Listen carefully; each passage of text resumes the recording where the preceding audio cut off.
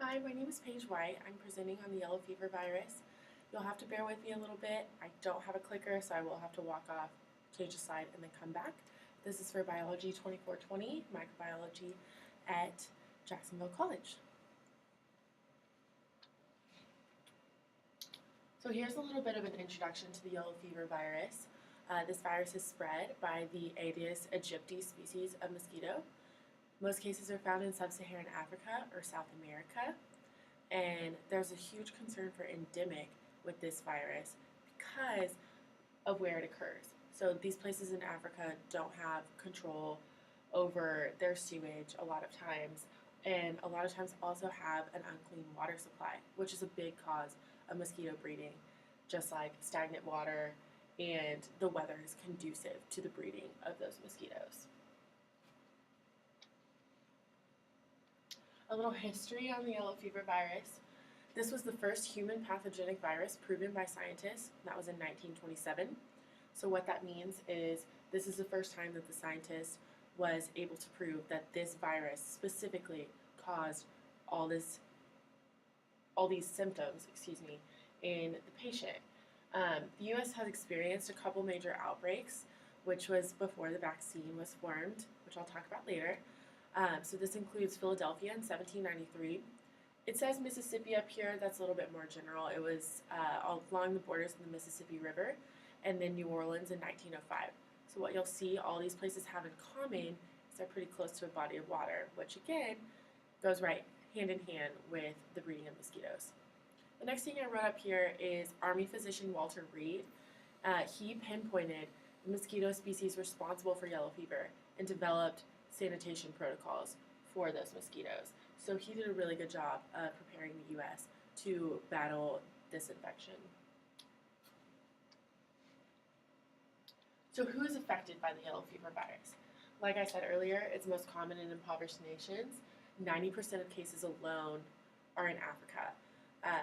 There is a big concern for travelers, so it is pretty popular to go on mission trips or even vacations to Africa, and people who are not normally exposed to the yellow fever virus can be exposed then, so that's why we have a vaccine.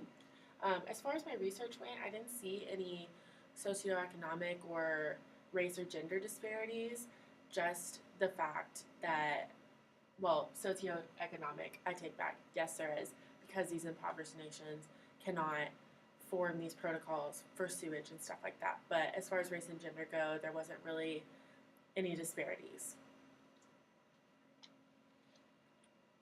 So here is a little graphic from the CDC, and you can see that cases are almost exclusively concentrated in sub-Saharan Africa and South America, like I said, and you'll notice that these are typically poor, less developed countries. So countries like Algeria and Morocco and South Africa that are a little bit more developed, a little bit more wealthy, have gotten this virus under control. So characteristics of yellow fever. It comes from the family Flaviviridae and the genus Flavivirus. So the root word flavi means yellow, which is why they coined the term yellow fever. Fun fact, it's also associated with jaundice, which played a part in that as well. The virus takes the form of an enveloped capsid with an isosahedral shape, which is really important for replication. It's gram-positive, it's RNA-based, and the fact that it is RNA-based is part of its lethality. So what the virus does is it goes into a host cell and it exploits that cell for what it needs. So by doing this, it does protein synthesis in the endoplasmic reticulum, and it replicates in the cytoplasm of the host cell. So this virus is so smart, and that's why it is so good at attacking the human body. Diagnosis. So diagnosing this can be a little bit tricky. I'll talk about the symptoms in just a second, but official diagnosis of the yellow fever virus requires a blood test. And this is because one of the first positive signs of diagnosis is neutropenia, which is a decrease in neutrophils circulating in your blood. So what's going to happen is it's going to fight the virus off with cytotoxic T cells. So if those immune cells are seen, then that is also a positive sign. Like I said earlier, travel history is really important because travelers are more susceptible to the disease. Symptoms arise in two phases. So the first phase is pretty general, and these are symptoms that can be associated with almost anything. So that's general muscle pain, nausea and vomiting, and fever and headache.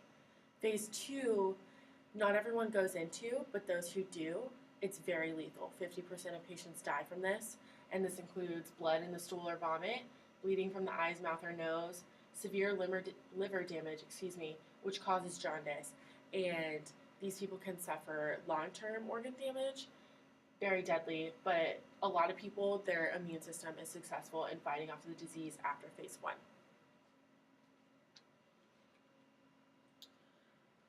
So treatment is a little bit tricky. There's no formal treatment for the yellow fever virus, save the vaccine, which is a preventative measure, and I'll talk about that in a second. So what the medical authorities of today have decided is best is responsive medicine. So patients who come in and are infected with this virus, they are treated for the symptoms that it causes. So dehydration, headache, nausea. They're giving them medicine to make them feel better while the virus runs its course. So that, like I said, can include IVs or antiemetics, stuff like that, just to make the patient have a little bit better time getting through it.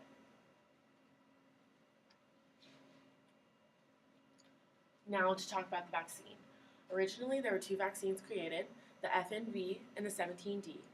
Today, the FNV is not used. It had some adverse side effects in the form of cases occurring of encephalitis in children, which is absolutely horrible. So now we use substrains of the 17D. The vaccine is inexpensive and widely available for the most part, but it does lack traction in the places where the infection is so concentrated because of the lack of access to medical care as a whole. So prevention takes 2 forms. One is the vaccine, that's kind of the medical intervention side of it, and the other side is public health. So public health plays such a large role because this is a socially important disease. So you have probably seen efforts such as mosquito nets being sent over to Africa so people can sleep in peace knowing that they have less of a chance of getting bitten by a mosquito that could infect them. Educating citizens on peak mosquito hours. Like I said, there's a lack of access to medical care, so sometimes people in the community just don't know how to protect themselves. Measures for clean water supply. You may have heard of Life Straw or Build a Well.